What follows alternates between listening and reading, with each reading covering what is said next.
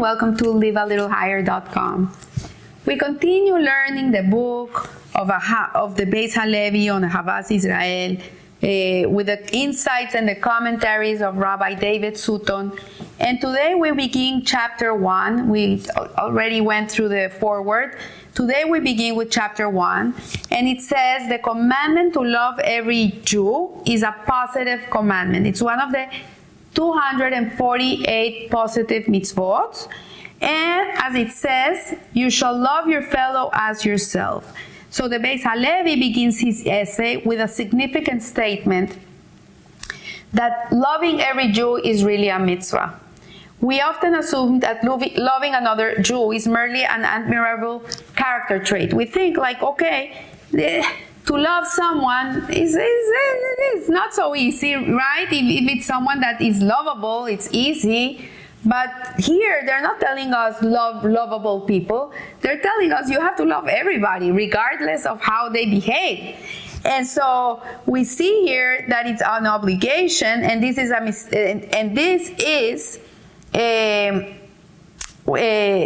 we think that it's not obligatory, and this is a mistake. So loving another Jew is in fact an obligation, is an obligatory mitzvah, just like any other mitzvah.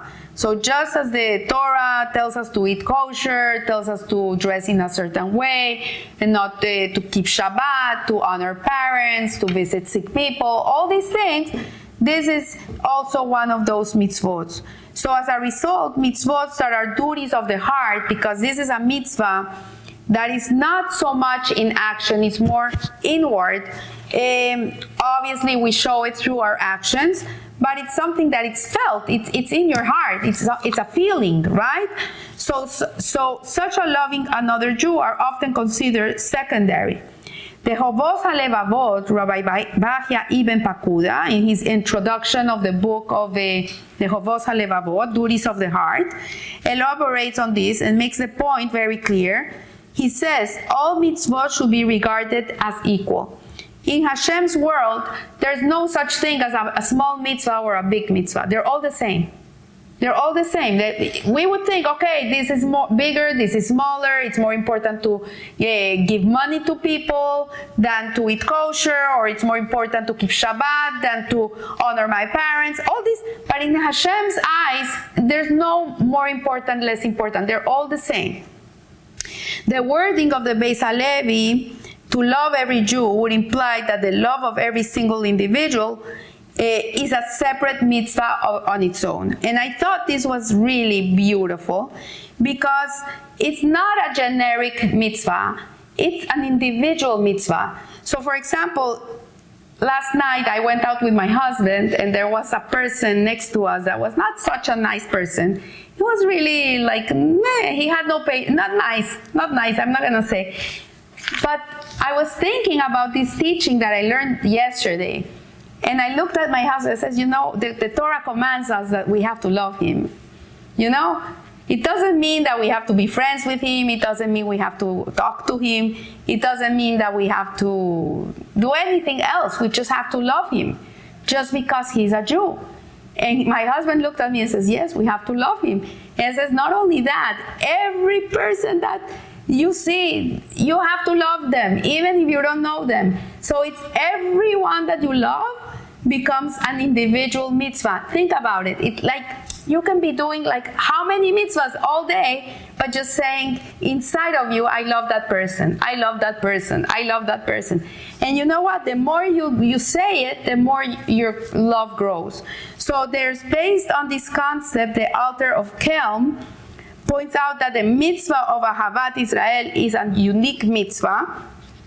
For in just one split second, one can fulfill millions of mitzvot at once, and there is no other mitzvah that shares this phenomenon. It's a phenomenon. And he adds that this is why the Yetzer Hara, the evil inclination, makes it so hard for us to fulfill this mitzvah. We're always judging people. We're looking at people. There's always a reason not to love somebody. There's always a reason not to love. And it's not an easy mitzvah to fulfill. So stating that this mitzvah can be fulfilled with a mere love in the heart without any specific action, we see why it is so powerful. And so the Torah states, you shall love your fellow Jew as yourself, and the simple meaning of as yourself is that just as every son loves himself, every person loves himself and would do anything on his benefit, so too this is how we should act towards others. So people are always looking if this fills my agenda, if this is going to be beneficial for me. You see people in business, if it's not beneficial for them, they're not going to do it for you.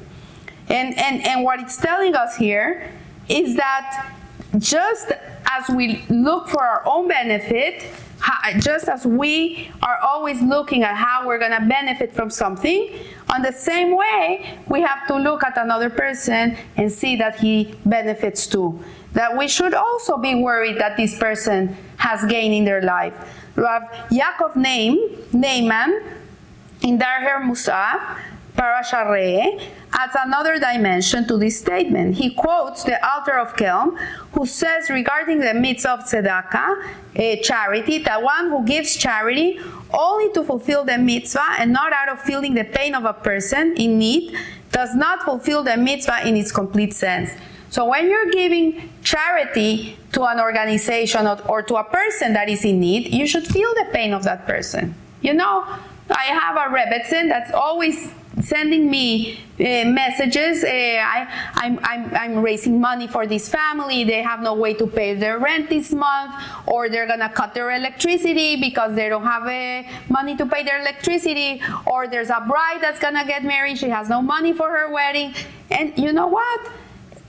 You have to feel for these people and say, wow, how hard it must be that you can't pay your electricity. You have to have someone ask money so you can have light in your house. Or how hard it should be for this poor bride. She has no money to get married.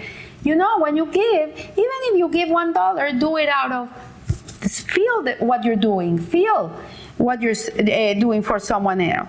So the goal and focus of the mitzvah of charity is to attain the level that one forgets that it is a mitzvah. And instead, one main focus is to give the charity, because if one's fellow is in need, one should feel as if he himself is needy. I remember there's a famous story of one of the Satmar Rebbe's that once this man came to him asking for help. And he came in and he was in crutches and he was missing one leg. And he came in and he had tears in his eyes and he said to the Rebbe, I don't know what I'm gonna do. Nobody gives me a job. I don't have a leg. I'm missing a leg and my wife is dying. And I have 6 kids and I don't have anything to feed them. I don't know what I'm gonna do. And the Rebbe, Balsedak, a person that gave him a lot of charity, had come before, gave him a big chunk of money in an envelope, and he had it in his drawer. And when he saw this man, his plight, he took out the envelope. He hadn't even counted the amount of money, and he just gave it to him. He says, here, take this money, and I hope this is helpful for you. The Gabbai, his secretary, was not so sure about the guy, so he followed him into the street. When he goes out to the street, he sees, the guy pops out the leg, he has a leg. He sees that there's a woman with him, that's the wife, and he sees 3 little kids, and they look all fine, and nobody looks sick. Everybody looks happy, and he's laughing.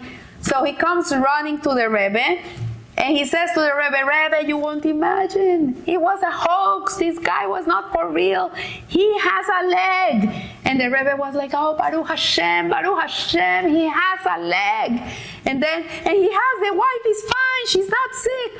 Oh, Baruch Hashem, he has a wife. The wife is not sick. And the kids are fine, and they're all fine. Oh, thank God they're fine. Why? Because he felt it. So it's a true story. But you see, he was so relieved that everything was not true. That this is the real essence of Ahavas Israel. So this is what love your fellow as yourself means. Just as one loves himself without the need for a commandment, so too one should love his fellow in the same fashion. And there's another story that I read the other day of the Kotzker Rebbe, that a man came to him, a very rich man, And he came and he told him that he had become very ascetic, that he had become very humble, that he was working on becoming humble, and that he decided that he's gonna only eat bread and water during the week, and only on Shabbat he would have a beautiful meal. And the Rebbe looked at him and says, what are you talking about? You're a rich man. When the poor man comes knocking in your door, telling him that they're hungry, what are you going to give them, water and bread? If for you, if there's no need to eat chicken, how are you going to give chicken to a person that is dying of hunger? You have to think about others.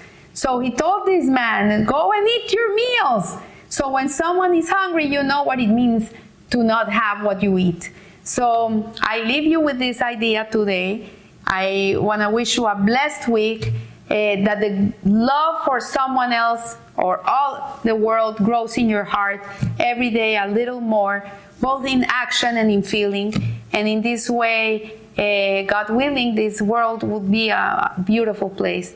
It is already a beautiful place, but it will shine more. So I wish you a blessed week, and remember, live a little higher. Thank you.